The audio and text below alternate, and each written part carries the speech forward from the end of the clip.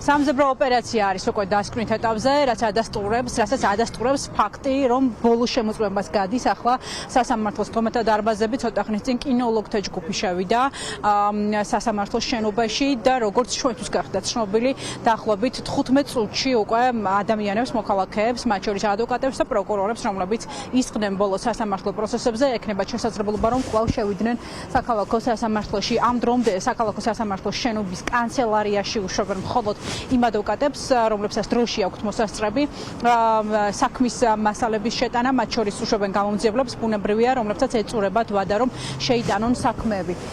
ყველა დანაშაულისთვის სასამართლოს შენობის კარი არის დახურული, თითქმის საათზე მეტია, იქ გრძელდება საგამოძიებო მოქმედებები. პატიმრები, რომლებიც სასამართლოს შენობაში იმყოფებოდნენ, როდესაც გამოცხადდა განგაში, ყველა ბუნებრივია არის ევაკუირებული, ნაწილი მათგანი უკვე გადაყვანილია საპატიმრო დაწესებულებებში.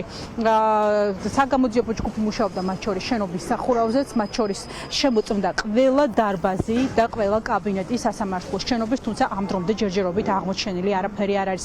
რაც შეეხება განგაშის შესახებ ინფორმაციას, როგორც მანდატური სამსახური გვაუბნება, მეილზე შეიტყვეს საქალაქო სასამართლოს ელექტრონულ პოსტაზე შევიდა ანონიმური შეტყობინება, რომ შენობაში შესაძლოა ყოფილიყო ასაფეთქებელი ნივთიერება და სწორედ ამის შემდეგ გამოცხადდა უკვე შენობაში განგაში. ამ დრომდე ჯერჯერობით უცხო ნივთიერება შენობაში აღმოჩენილი არ არის. ევაკუაცია შენობაში და ევაკუაცია ბატონო ყველანი გამოჩნდება გარეთ ვერავის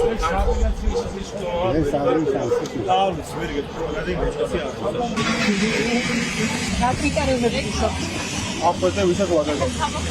და რა მომშო ვადაგასtis იმას სადობას და არატორი. მარტო სისხლი.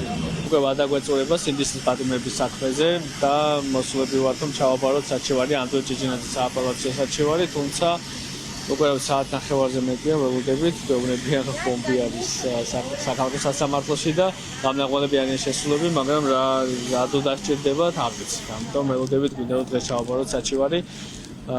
ცოტა უცნაური არის არგუმენტი, იმიტომ რომ როგორც ჩანს გარკვეული პროცესები მიმდინარეობს საქალაქო სასამართლოში, ასევე კანცელარიაც მუშაობს იმ ნაწილში თუ ახალ ღონისძიების სახით არის საიმის შესატანი. ამიტომ ცოტა გაურკვეველია თუ ბომბი არის მართლაც და თუ ვინმეს სიცოცხლე საფრთხე ემუქრება.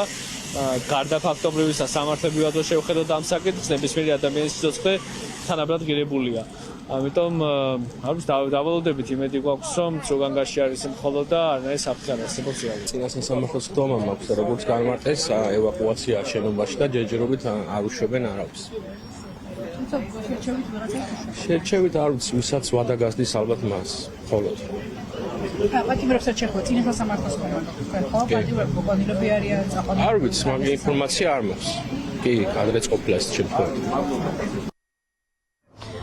საქალაქო სასამართლოში გრძელდება სამძებრო ღონისძიებები, საგამოძიებო მოქმედებები და ბოლო ინფორმაციით 15 წუთში აღდგება სრულად პროცესები, რომელიც შეწყვეტილია ახლა საქალაქო სასამართლოს შენობა სრულად არის დაცლილი, მუშაობს მხოლოდ კანცელარია, რომელიც იღებს გამომძიებლების და ადვოკატების გზავნილ წერილებს მხოლოდ იმ პირების, რომლებსაც ეწურებათ ვადა ვადებში არიან შეზღუდულები. ბოლოს შეწყდა მერაბ ჯანგველაძის ძმის ლევან ჯანგველაძის ყრილობის საქმეზე სასამართლოს ხდომა, სადაც ბრალდებული სახით წარმოდგენილი იყო გელა უძილაური, თუმცა ჩვენი ინფორმაციით ის გაყვანილია ხდომათა დარბაზიდან, როგორც სხვა დანარჩენი პატიმრები და ის უკვე რუსთავის მე-6 დაწესებულებაშია დაბრუნებული. ხდომის აღდგენის შემდეგ პროკურორი დააყენებს შუამდგომლობას, რომ გელა უძილაური დისტანციურად ჩაერთოს სასამართლოს ხდომის მიმდინარეობას, დარჩა ერთი გამომძიებელი გამოსაკითხი და ბრალდებული სტატუსით 3 პირია დასაკითხი სასამართლო ხდომაზე, თუმცა მოვლენ თუ არა ბრალდებულები, ჯერჯერობით ეს კითხვა ღიად რჩება.